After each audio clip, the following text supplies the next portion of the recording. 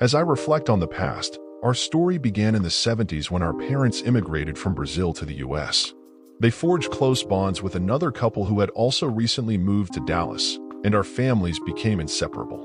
Born just 4 days apart, my wife and I were practically raised together.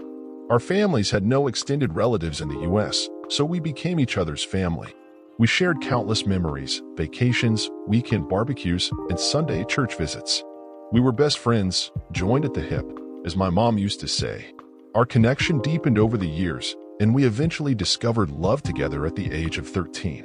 It was a mature relationship given our age, but being best friends made the transition seamless. We continued our journey through college, got engaged in '94, and tied the knot in '95. Life unfolded beautifully as we welcomed our first daughter in '98, followed by 2 more daughters in 2000 and another in 2002. It felt like a dream, happiness, and contentment at its peak. However, the recent revelation about my wife's affair has shattered this idyllic picture. Learning about it when the other guy attempted to end his life added another layer of complexity to an already tumultuous situation. I used to read stories here and feel fortunate, thinking I'd never find myself in such a predicament. But life had other plans. I'm sharing this now, a bit drunk and emotional, so forgive any errors or if this seems incoherent. It's a painful process, and I'm grappling with a mix of emotions. I appreciate your understanding and support during this difficult time. The life we've built over the years seemed like a dream, comfortable living, multiple properties, and biannual vacations. Our intimate life was vibrant, exploring each other's kinks and expressing our love daily. It was an idyllic picture until this year, when subtle changes began creeping in. I noticed her spending more time working, always on her phone. Intimacy waned, replaced by arguments over issues that never bothered us before. She became distant, and despite discussing it, attributing it to the stress of the year, something felt off.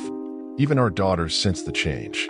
Last week marked the turning point when I couldn't deny that something was very wrong. Just 5 days ago, my brother-in-law's younger brother, 36, attempted to end his own life, a shocking revelation for everyone who knows him. It's puzzling because he didn't exhibit any signs of depression or distress, making it even more surprising.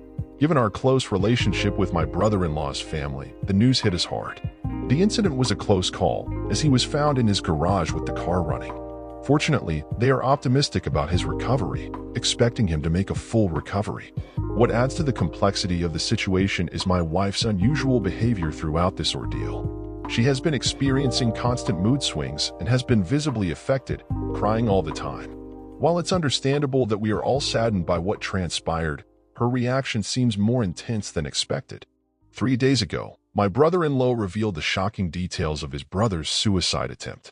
It turns out my wife and his younger brother, who is 17 years my junior, had been involved in an affair for almost 11 months. The situation escalated last week when he tried to convince her to leave me, and in the aftermath, he attempted to end his own life. Confronting my wife with this revelation was a moment I never saw coming. I desperately hoped my brother-in-law was wrong, that this was some terrible misunderstanding.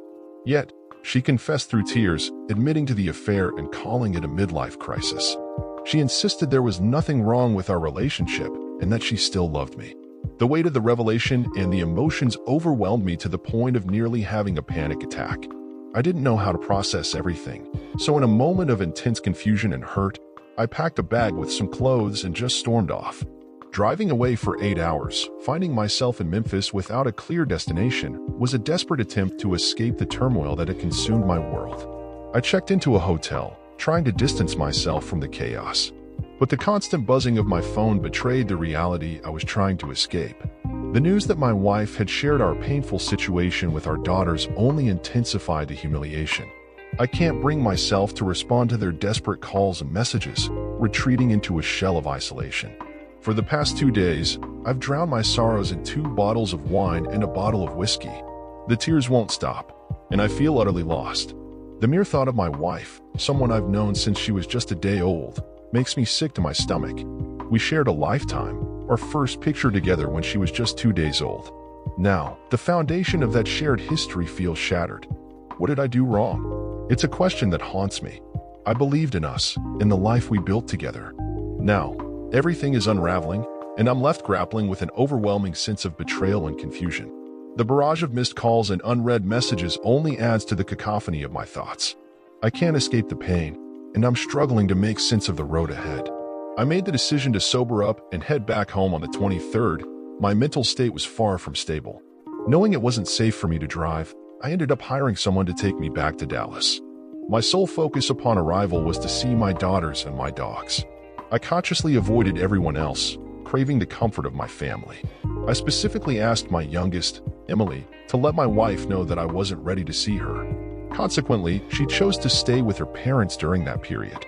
To provide some context, my daughters have always been my shadows, especially the twins, Amanda and Amelia and Emily.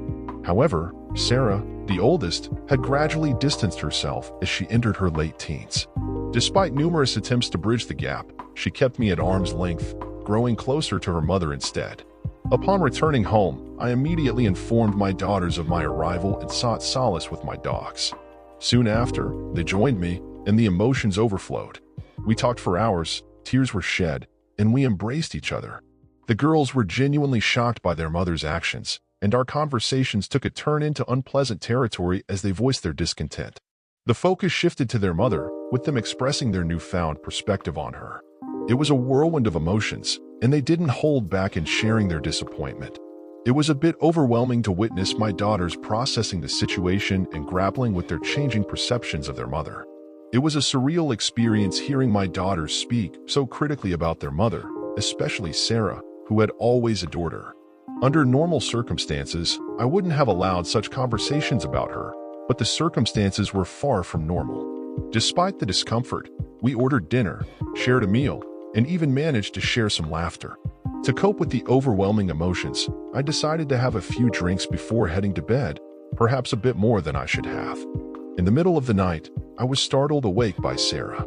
She explained that she was struggling to sleep and asked if she could share the bed with me. This request was surprising, considering she had been a sick child, diagnosed with leukemia at the age of 3.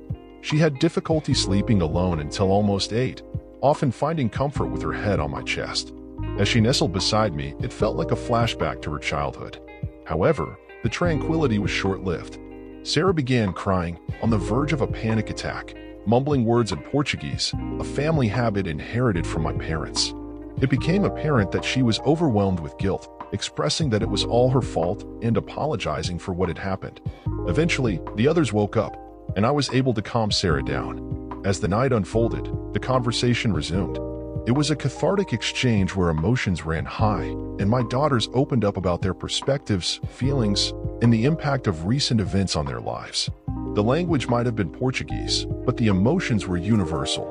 It was a night of unexpected revelations and shared vulnerability, bringing us closer in our collective struggle to make sense of the situation. The night unfolded with a revelation that shook the foundation of my understanding. 7 months ago, Amelia discovered a painful truth when she returned home early one day. My wife and my brother-in-law's brother were engaged in an affair. The news quickly spread through our daughters, from Amelia to Amanda, then Emily, and finally Sarah. The sisters, bound by a shared inability to keep secrets, were burdened with this painful knowledge. Sarah confronted my wife, who, instead of admitting fault, offered a string of excuses. In the end, my wife made promises to Sarah, pledging to stop the affair and begging her not to disclose the truth to me. Despite the betrayal, Sarah managed to persuade her sisters to keep the secret, a heavy burden they carried with them.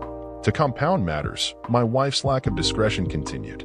2 months after Amelia's discovery, Emily stumbled upon them in my wife's car, triggering the same cycle of pleas and promises. Once again, the girls kept silent, and the truth remained concealed. The emotional weight of these revelations became palpable as the girls, now united in sorrow, surrounded me, their tears and hugs creating an almost overwhelming atmosphere. As the pieces fell into place, I began to understand the potential motives behind my wife's actions. My parents had considerable wealth, while hers did not. Throughout our parenting journey, I tended to spoil our children, causing disagreements between my wife and me. Despite our past discussions on the matter, my wife went against our agreement this year. She gifted Sarah a new car in June and bought an apartment in Boston for the twins 2 months ago, both without consulting me. It wasn't about the money, it was about her unilaterally making decisions that went against our agreements. Fights ensued, but her excuse remained constant. 2020 had been a tough year for our daughters. I confronted my daughters, asking if their mother's sudden generosity was an attempt to buy their silence, to which they responded they did not want to hurt me. I lost my temper, and in a moment of frustration, I harshly told my daughters to get out of the house. I packed my things, took my dogs, and drove to my ranch outside the city. I was far from sober, but somehow, against the odds, I made it safely. Alone in the midst of the holidays, I found an unlikely companion, my new best friend, a bottle of Blue Label.